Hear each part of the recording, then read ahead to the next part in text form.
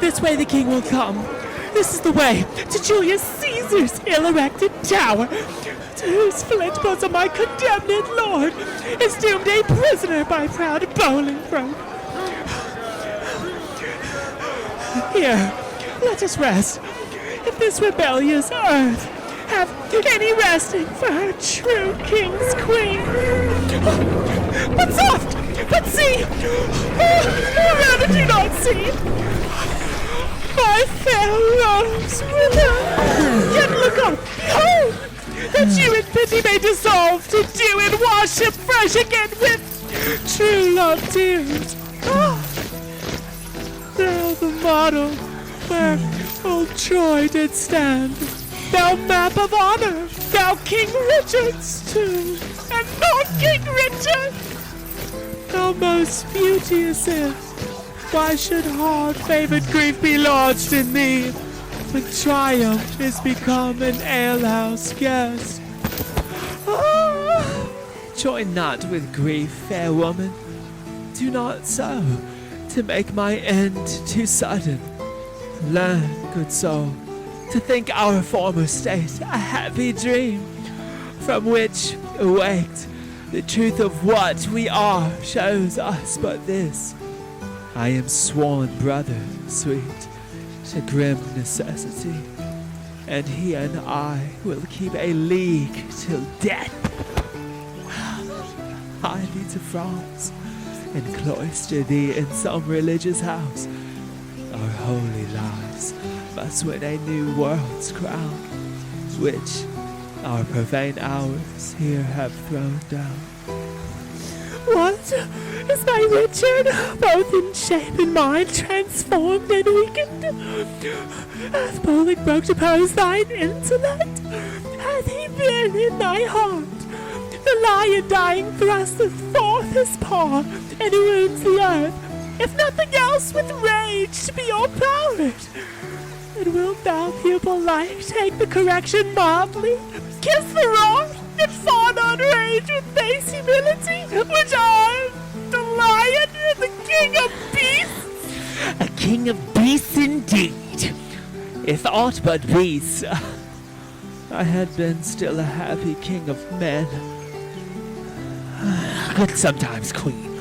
Prepare thee hence for France.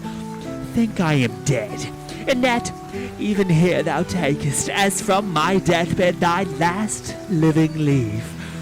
In winter's tedious nights, sit by the fire with good old folks, and let them tell thee tales of woeful ages long ago, petit.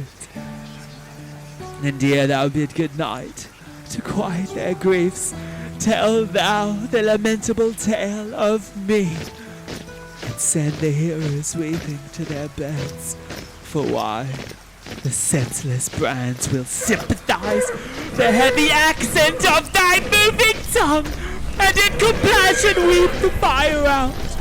And some will mourn in ashes, some cold black, for the deposing of a rightful king! My lord, Commander Bolingbroke is changed. You must to Pomfret, not unto the tower. And madam, there is order ordained for you. With all swift speed, you must away to France. Northumberland, thou ladder wherewith all the mounting Bolingbroke ascends my throne. The time shall not be many hours of age, more than it is. Ere foul sin, gathering head, shall break into corruption.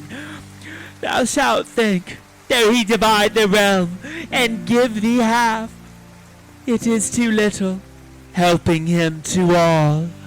And he shall think that thou, which knowest the way to plant unrightful kings, wilt know again, being ne'er so little urged another way, to pluck him headlong from the usurped throne. The love of wicked men converts to fear, that fear to hate, and hate turns one or both to worthy danger and deserved death. My guilt be on my head, and there it end. Take leave and part, for you must part forthwith. Doubly divorced. Batman, you violate a twofold marriage twixt my crown and me, and then betwixt me and my married wife.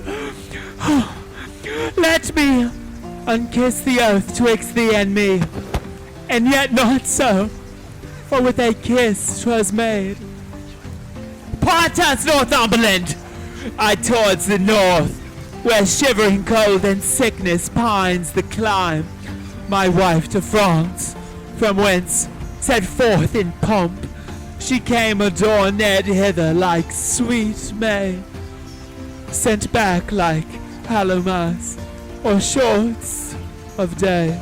And must we be divided? Must we part? Aye, hand from hand, my love, and heart from heart. Banish us both, and send the king with me. That were some love, but little policy. Little withering ghost, let me go. So too, together weeping, make one woe. Weep thou for me in France, I for thee here.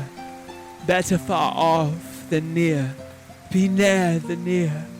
Go, count thy way with sighs, I with my crowns. So long as we shall have the longest roads. Twice for one step I'll groan, the way being short, and pierce the way out with a heavy heart. Come, come, in wooing sorrow let's be brief, since, wedding it, there is such length and grief. One kiss shall stop our mouths, and dumbly part. Thus give I mine, and thus take I thy heart.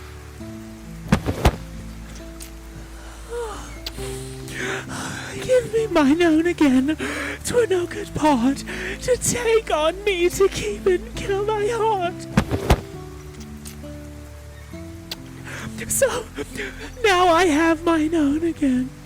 Be gone, that I may strive to kill it with a groan. We make woe wanton with this fond delay. Once more adieu, the rest let sorrow say.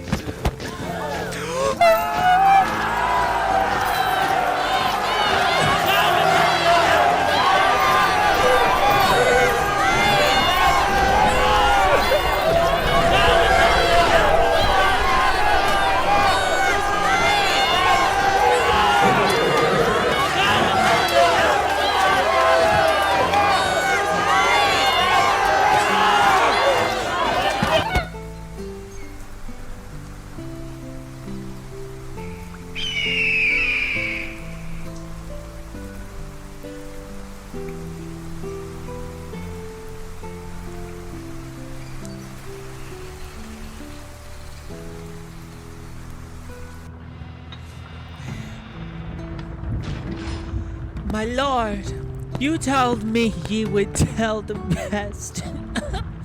When weeping made you break the story off of our two cousins coming into London. Where did I leave? At that sad stop, my lord, where rude misgoverned hands from windows tops threw dust and rubbish on King Richard's head. Then, as I said, the Duke, great Bolingbroke, mounted upon a hot and fiery steed, which his aspiring rider seemed to know, with slow but stately pace kept on his course, whilst all tongues cried, God save thee, Bolingbroke! You would have thought the very windows spake, so many greedy looks of young and old, through casements darted their desiring eyes upon his visage, and that all the walls with painted imagery had said at once, Jesu preserve thee, welcome Bolingbroke, whilst he, from the one side to the other turning, bareheaded, lower than his proud steed's neck, bespake them thus, I thank you, countrymen. And thus still doing, thus he passed along. Lack, poor Richard, where rode he the whilst? As in a theatre, the eyes of men, after a well-graced actor leaves the stage, are idly bent on him that enters next, thinking his prattle to be tedious. Even so, or with much more contempt, men's eyes did scowl on gentle Richard. No man cried, God save him.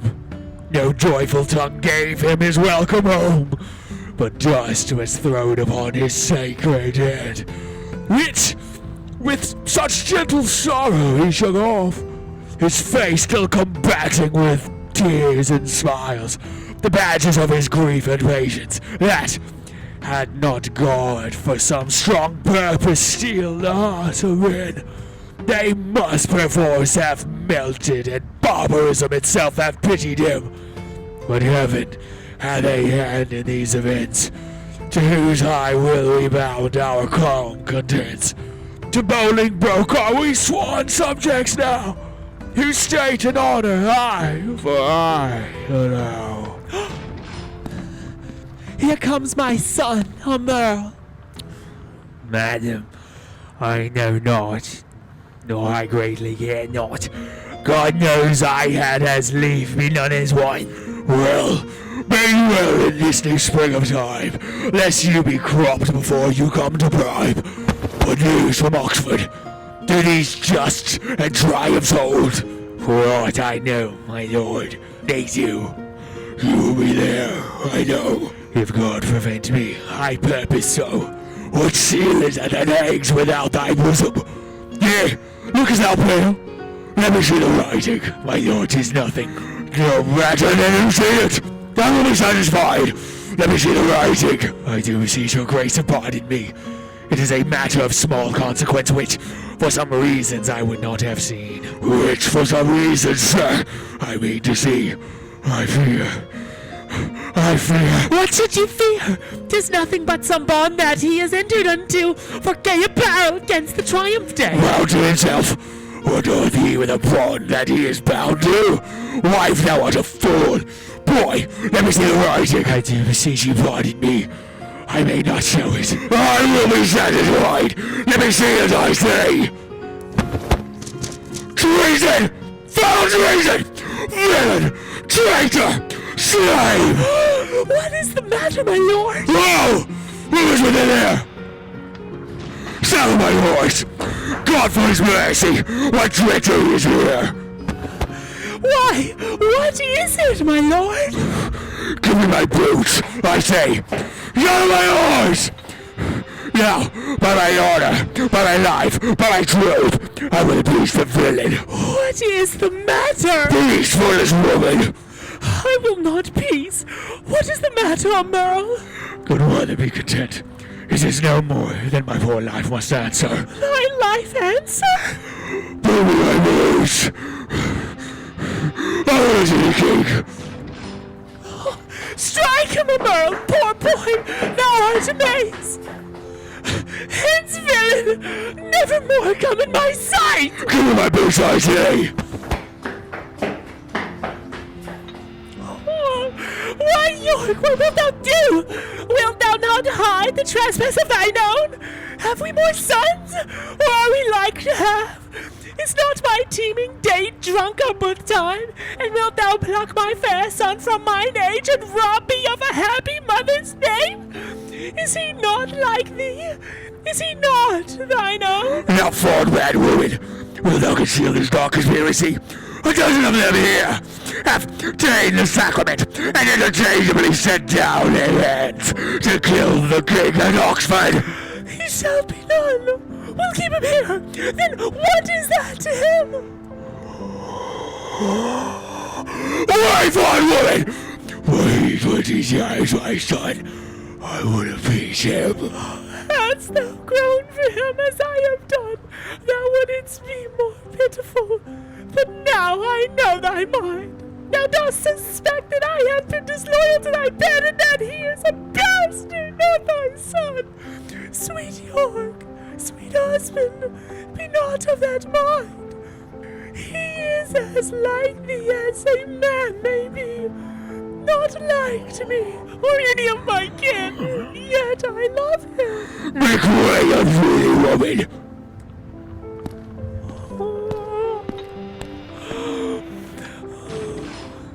After all, Merle, mount thee upon his horse, spur post, and get before him to the king, and beg thy pardon ere he to accuse thee. I'll not be long behind, though I be old, I doubt not but to ride as fast as York, and never will I rise up from the ground till Bolingbroke have pardoned thee. Away, be gone!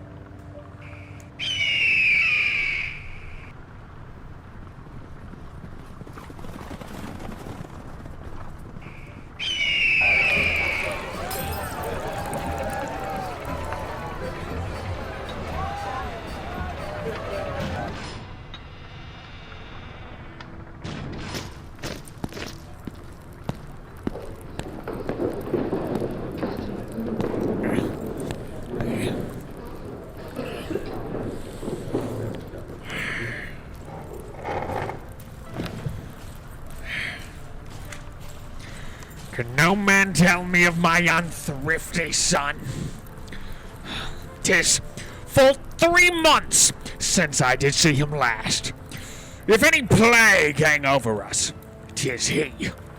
I would to God, my lords, he might be found in quiet London, mongst the taverns there. For there, they say, he daily doth frequent with unrestrained loose companions, even such, they say, as stand in narrow lanes, and beat our watch and rob our passengers, which he, young wanton and effeminate boy, takes on the point of honor to support so dissolute a crew. My lord, some 2 days since I saw the prince and told him of those triumphs held at Oxford. And what said the gallant? His answer was, he would unto the stews, and from the commonest creature pluck a glove, and wear it as a favour, and with that he would unhorse the lustiest challenger. As dissolute as desperate, yet through both I see some sparks of better hope, which elder years may happily bring forth.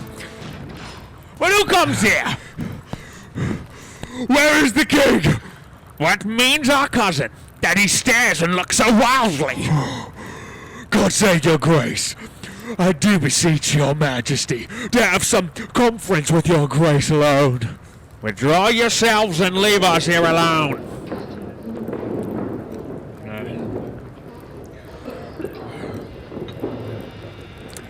What is the matter with our cousin now? Forever may my knees grow to the earth, my tongue cleave to my roof within my mouth, unless a pardon ere I rise or speak. Intended or committed was this fault? If on the first, how heinous it be, to win thy after-love I pardon thee. Then give me leave, that I may turn the key, that no man enter till my tale be done. Have thy desire.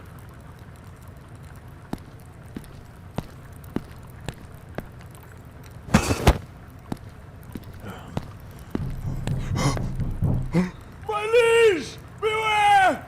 Look to thyself! Thou hast a traitor in thy presence there! Villain, I'll make thee safe. Steady thy revengeful hand. Thou hast no cause to fear. Open the door! Secure foot-hardy king! Shall I foot of speak treason to thy face? Open the door, or I will break it in! What is the matter, uncle? Speak. Recover breath. Tell us how near is danger, that we may arm us to encounter it. Peruse this writing here. thou shalt know the treason that my hateful bids me show. Remember, as thou readest thy promise past, I do repent me. Read not my name there. My heart is not confederate with my hand. Oh, heinous, strong, and bold conspiracy. A loyal father of a treacherous son. Thou sheer, immaculate, and silver fountain, from whence this stream through muddy passages hath held his current and defiled himself. Thy overflow of good converts to bad, and thy abundant goodness shall excuse this deadly plot in thy digressing son. So shall my virtue be his vice's board, and he shall spin mine honor with his shame, as thriftless sons their scraping father's gold. Mine honor lives when his dishonor dies, or my saved life in his dishonor lies. Thou killest me in his life, giving him breath. The traitor lives, the true man's put to death. What ho! My liege! For God's sake, let me in! What shrill voice suppliant makes this eager cry? A woman in thy arms, great king! 'Tis I! Speak with me! Pity me! Open the door! A beggar begs I never begged before! Thou departed, whosoever pray, more sins for this forgiveness prosper may. This festive joint cut off, the rest sound. This let alone will all the rest confound. O king, believe not this hard-hearted man! Love loving, not itself, none other can. Thou fretting woman, what dost thou make here? Shall thy old dugs once more traitor rear? Sweet York, be patient! Hear me, gentle liege. Oh. Rise up, good aunt. Not yet, I thee beseech. Forever will I walk upon my knees, and never see day that the happy sees. Till thou give joy, until thou bid me joy by pardoning Rutland, my transgressing boy. Unto my mother prayers I bend my knee. Against them both, my true joints bended be. Pleads he in earnest? Look upon his face. His eyes do drop no tears. His prayers are in jest. His words come from his mouth, ours from our breast. He prays but faintly, and would be denied. We pray with heart and soul and all beside. His weary joints would gladly rise. I know our knees still kneel, till to the ground they grow. His prayers are full of false hypocrisy. Ours of true zeal and deep integrity. Our prayers do outpray his. Then let them have that mercy which true prayer ought to have. Good aunt, stand up. Nay, do not say stand up. Say pardon first, and afterwards stand up. And if I were thy nurse, thy tongue to teach, pardon should be the first word of thy speech. I never longed to hear a word till now. Say pardon, king, let pity teach thee how. The word is short, but not so short as sweet. No word like pardon for king's mouths so meet. Speak it in French, king, say pardon-moi. Dost thou teach pardon, pardon to destroy? Oh, my sour husband, my hard-hearted lord, that sets the word itself against the word. Speak pardon, as 'tis current in our land. The chopping French we do not understand. Thine eye begins to speak, set thy tongue there. Or in thy piteous heart plant thou thine ear, that, hearing how our plaints and prayers do pierce, pity may move thee, pardon to rehearse. Good aunt, stand up. I do not suit to stand. Pardon is all the suit I have in hand. I pardon him as God shall pardon me. Oh, happy vantage of a kneeling knee! Yet am I sick for fear. Speak it again. twice saying pardon doth not pardon twain, but makes one pardon strong. With all my heart I pardon him. A God on earth thou art. But for our trusty brother-in-law and the abbot, with all the rest of that consorted crew, destruction straight shall dog them at the heels.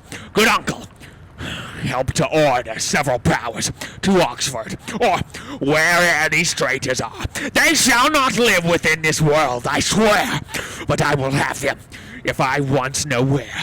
Uncle, farewell, and cousin, adieu. Your mother well hath prayed, and prove you true. Come, my old son, I pray God make thee new.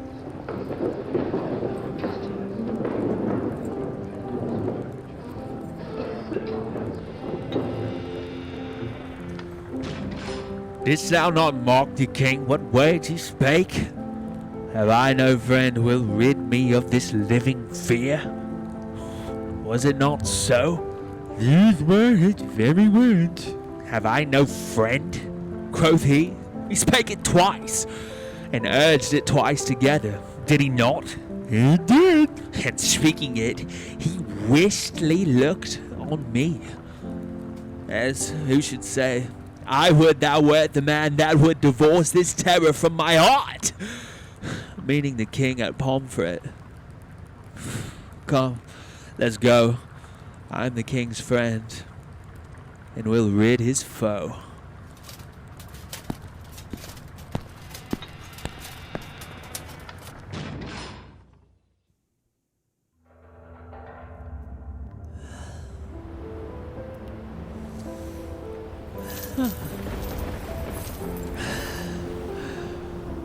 I have been studying how I may compare this prison where I live unto the world. And because the world is populous, and here is not a creature but myself, I cannot do it. Yet I'll hammer it out. My brain I'll prove the female to my soul the father, and these two beget a generation of still breeding thoughts. And these same thoughts people this little world, in humours like the people of this world. For no thought is contented, the better sort, as thoughts of things divine are intermixed with scruples and do set the word itself against the word. As thus, come little once, and then again, it is as hard to come as for a camel to thread the postern of a small needle's eye. Thoughts tending to ambition, they do plot unlikely wonders. How these vain, weak nails may tear a passage through the flinty ribs of this hard world.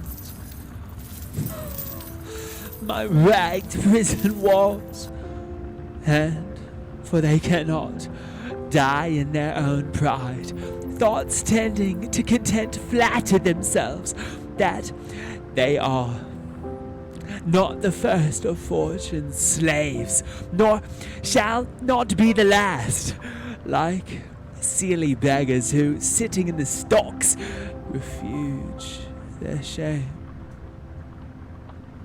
That many have, and others must sit there, and in this thought they find a kind of ease, bearing their own misfortunes on the back of such as have before endured the like.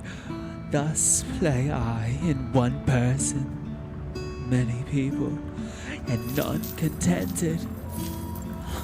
Sometimes am I king, then treasons make me wish myself a beggar, and so I am. Then crushing penury persuades me I was better when a king. Then am I kinged again, and by think that I am unking by Bolingbroke, and straight am nothing.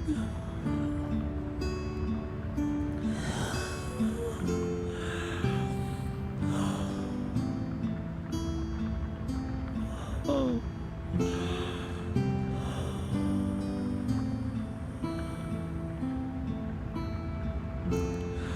But whate'er I be, nor I, nor any man that but man is, with nothing shall be pleased till he be eased with being nothing.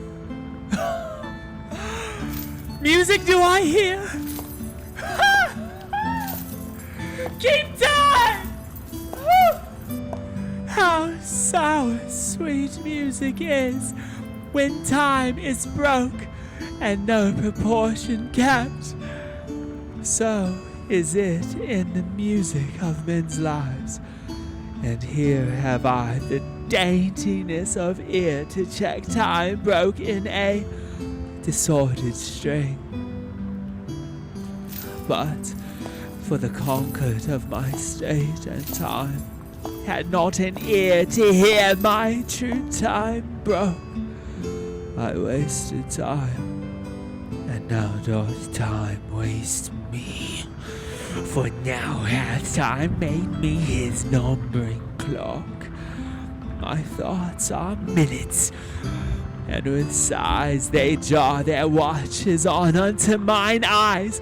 The outward watch, where to my finger, like a dial's point, is pointing still, in cleansing them from tears. Now, sir, the sound that tells what hour it is are clamorous groans which strike upon my heart, which is the bell. So sighs and tears and groans show minutes, times, and hours.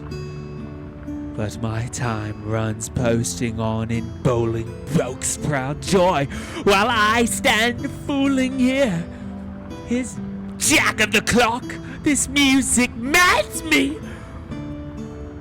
Let it sound no more, for though it have hope, madmen to their wits, in me it seems it will make wise men mad. Yet blessing on his heart that gives it me, for 'tis a sign of love, and love to Richard is a strange brooch in this all-hating world.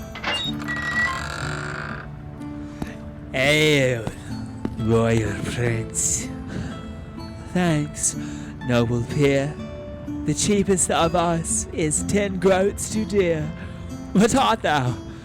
And how comest thou hither, where no man never comes but that sad dog that brings me food to make misfortune live? I was a poor groom of thy stable, king, when thou wert king, who, travelling towards York, with much ado at length have gotten leave to look upon my sometimes royal master's face. Oh, how it earned my heart when I beheld in London streets that coronation day, when Bolingbroke rode on Roan Barbary, that horse that thou so often hast bestrid, that horse that I so carefully have dressed. Rode he on Barbary? Tell me, gentle friend, how went he unto him? So proudly as if he disdained the ground. So proud that Bolingbroke was on his back, that jade hath eat bread from my royal hand. This hand hath made him proud with clapping him. Would he not stumble? Would he not fall down? Since pride must have a fall, and break the neck of that proud man that did usurp his back? Forgiveness, horse. Why do I rail on thee? Since thou, created to be awed by man, wast born to bear? I was not made a horse, and yet I bear a burden like an ass, spurred gold, and tired by Johnson Bolingbroke. My lord, will it please you to follow too? Taste of it first, as thou art wont to do. My lord, I dare not. Sir Pierce of Exton, who lately came from the king, commands the contrary. The devil take Henry of Lancaster and thee. Patience is stale, and I am weary of it.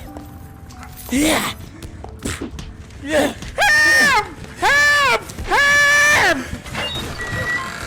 How now? What means death in this rude assault? Villain, thy own hand yields thy death's instrument. Go thou and fill another room in hell. That hand shall burn an ever-quenching fire that staggers thus my person. Exton, thy fierce hand hath, with the king's blood, stained the king's own land. Mount, mount, my soul! Thy seat is up on high, whilst my gross flesh sinks downward, here to die. As full of valor as of royal blood, both have I spilled. Oh, would the deed were good. For now the devil that told me I did well says that this deed is chronicled in hell. This dead king to the living king I'll bear. Take hence the rest, and give them burial here.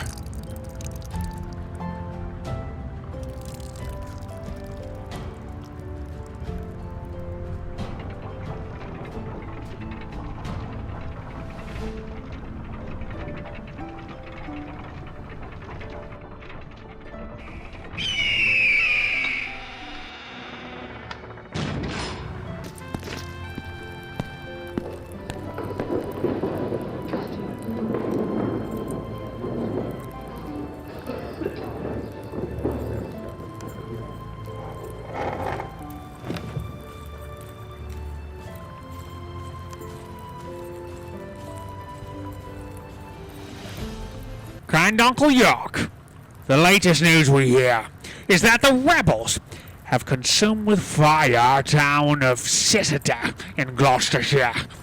But whether they be ta'en or slain, we hear not. Ah, welcome, my lord. What is the news? First, to thy sacred state wish I all happiness.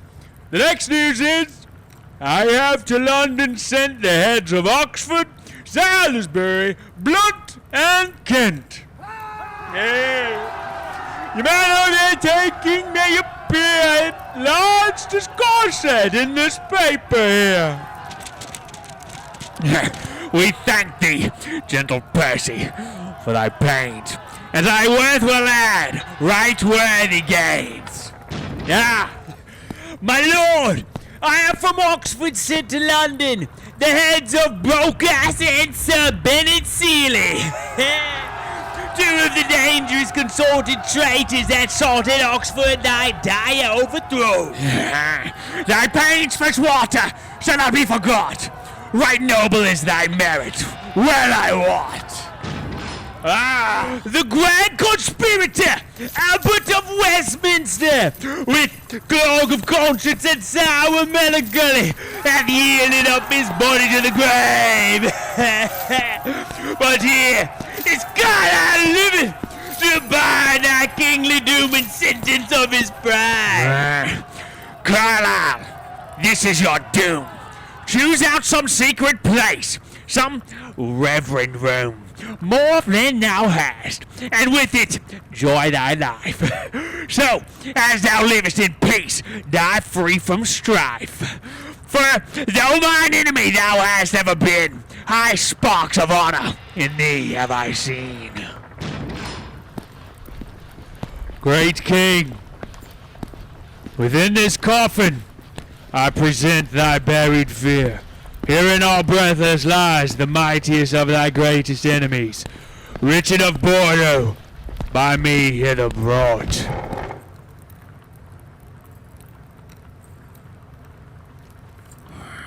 Exon, I thank thee not, for thou hast wrought a deed of slander with thy fatal hand upon my head and all this famous land. From your own mouth, my lord, did I this deed. They love not poison that do poison need, nor do I thee. Though I did wish him dead, I hate the murderer. Love him, murdered. The guilt of conscience take thou for thy labor, but neither my good word nor princely favor. With Cain go wander through shades of night, and never show thy head by day nor light. Lords, I protest my soul is full of woe, that blood should sprinkle me to make me grow. Come, mourn with me for what I do lament, and put on sullen black incontinent. I'll make a voyage to the Holy Land to wash this blood off from my guilty hand. March sadly after, grace my mornings here, in weeping after this untimely bier.